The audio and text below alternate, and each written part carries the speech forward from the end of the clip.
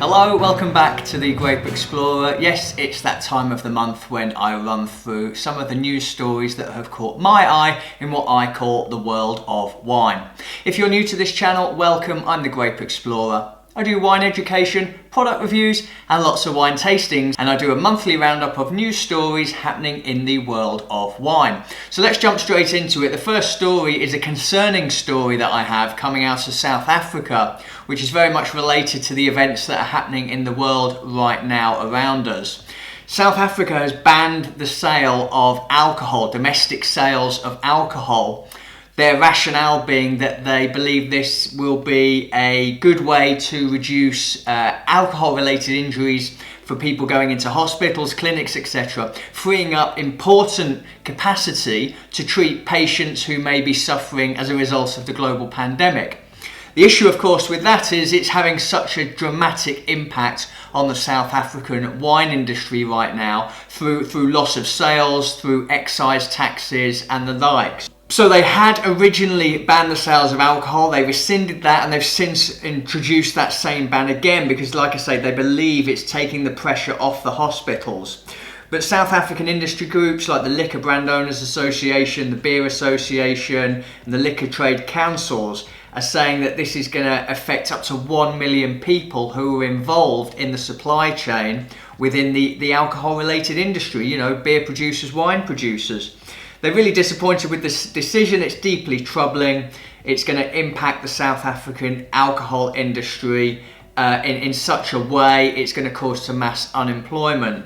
And it is a real concern at the moment. So what I've done is I've put a link in the news description down below so you can go and take a look to see what you might be able to do to support. You know, there's a list of agents, retailers, industry bodies and local media outlets that may be useful to you to help find South African wines yourself to buy online, as well as listing, you know, some of the owners, and just make and raise that little bit more awareness of how this is having such a dramatic impact on the market over there. Now I'm going to move on to a story I picked up out of Decanter magazine, which is about a paper wine bottle that has been launched. And what is this like? The wine bottle is made from recycled paperboard. It's been launched by Frugal Pack company in the UK, and Decanter magazine got a sample of the bottle itself. The bottle is up to 5 times lighter than a regular glass wine bottle. And that supermarkets in the UK are actively considering whether to go ahead and purchase some of these for use. The overall carbon footprint, and this is the really important bit, is 6 times lower than glass bottles based on analysis by a group called the Intertech Group. The bottle's debut is the latest in a series of initiatives designed to shrink the wine industry's impact on the environment, from recycled plastic bottles to lighter weight glass and shipping more wines in bulk. The bottle is made from 94% recycled paperboard with a plastic food-grade liner to contain the wine inside. I did wonder how they were going to do that. While there is some plastic involved, the company say the Frugal bottle uses up to 77% less than a plastic bottle, and that the plastic lining, crucially, is recyclable. And I think it's really important, isn't it, that we are trying to do what we can to reduce the carbon footprint. That goes for everyone, me as an individual, but that goes for companies as well.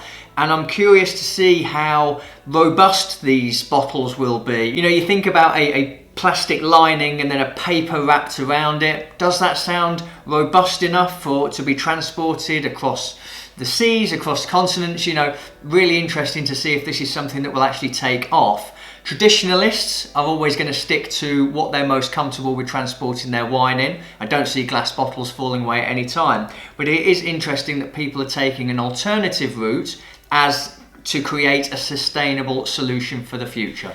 Sticking on the theme of recyclable elements, another story that came up from Decanter, but also I noticed some Instagram influencers this week were pitching Runiart's new Second Skin casing, which has been launched to replace gift boxes for some of their champagnes, their Rosé and their Blanc de Blanc. It's part of a wider sustainability initiative of Runiart that includes the introduction of solar panels and LED lighting. And it's been designed by a British manufacturer in the UK. The Second Skin took 2 years to develop, with 7 prototypes considered. So this is effectively removing what would have been a box that your bottle of champagne would have come in, and it's now almost like a recyclable paper wrapping that goes around the bottle itself. Still looks absolutely fantastic, as you can see from the pictures here, and I just think that's a really useful and good idea to try and again reduce the footprint of what's being done. You know, as it says, in the past, luxury has been associated with lots of packaging. We all know how it makes us feel to go through the unpackaging process. But I think consumers are ready to adopt a more minimalistic approach to packaging, which is why they're trying out this particular style. And I think this is something that's really going to take off over the next few years. I think you see in the shops today when you go and buy things, where possible, they do reduce packaging. So this is the next evolutionary step for something like the champagne market. You've still got that fantastic quality of the product that's within the bottle, you know, and you shouldn't judge a book by its cover. But I do think this is a really good idea. This is definitely something that I think will take off with other houses in the future. Now, if there's one thing that I can never get over here in the UK, with the exception of a few ice wines, it's Canadian wine on the whole. It's not something that's really travelled over to the UK unless you find it in specialist shops. But that's all about to change with a story that I picked up out of the drinks business. Canadian Wine Group launches high-end wines in the UK.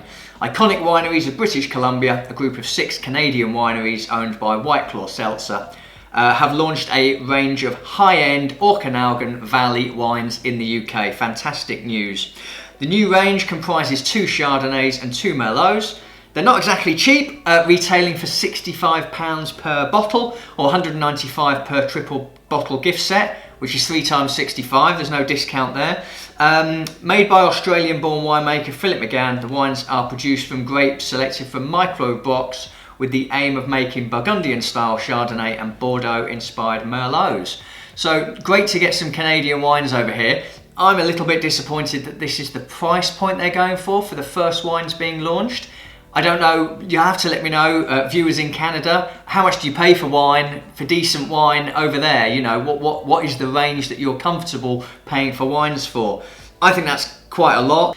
So I will look out for those to see where they are, but maybe read what other people have to say about them, get a feel for the reviews before I possibly splash out £65. To me, that's quite a lot. Now, moving on to one of wine's great cities, Porto. They're just about to open a €105 million attraction. This large visitor attraction and cultural centre is going to be called the World of Wine. What a fantastic name. I wonder where they got that from. And has been preparing to open its doors this summer after more than 5 years in the planning. It's going to contain the history of wine. There's going to be party rooms made out of chocolate. No, a 3,000 square metre chocolate factory available for birthday parties. This is going to be covering 55,000 metres square of regenerated wine cellars, and it aims to be a major visitor attraction and the cultural centre for the Portuguese city, alongside the area's, of course, famous port houses. The initial opening was scheduled for earlier this year, but of course there's something going on in the world right now. But it has been some time in the making, and the centre is going to appeal to a new generation of wine tourists keen to find experiences and absorb themselves into the culture. I think anything like this is always fantastic, where you're giving people more information. What I think is interesting about this is they're always quite interactive in nature, these sorts of wine centres, and that makes learning that little bit more fun, quite engaging. And whilst Porto already has a fantastic reputation as a city and home to some fantastic foods and wines, especially the ports, this is now another dimension for that city to attract more people in.